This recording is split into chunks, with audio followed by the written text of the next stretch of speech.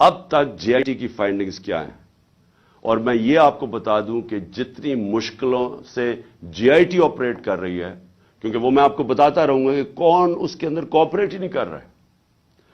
جب جے I T نے D P او کو کہا کہ آپ کا ہمیں موبائل فون کی ضرورت ہے، ہمارے نیچے پنجاب گورنمنٹ کے نیچے ڈی پی او منع کر دیتا ہے، ڈی پی او واضح کہہ دیتا ہے کہ میں نہیں آپ سے کوآپریٹ کرتا، آتا بھی نہیں ہے۔ اب ہمارے ہوتے ہوئے ہمارا ڈی پی او گجرات، اس کو اب عدالت کے ذریعے بلایا جائے گا جے آئی ٹی کے اندر۔ پھر کیا ہوتا ہے؟ وہ جو شام کو جب ایک دفعہ ڈی پی او اس کی سٹیٹمنٹ ریکارڈ کر دیتا ہے، 8 گھنٹے کے لیے اس کو نوید کو سی ٹی ڈی اٹھا لیتی ہے۔ سی ٹی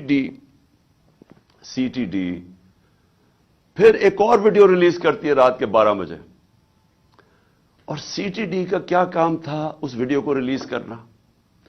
پھر ایک اور چیز ہے کہ سی ٹی ڈی جب وہ ویڈیو ریلیز کرتی ہے، جو اس کی بیک گراؤنڈ ہے وہ چینج کر دیتی ہے بعد میں۔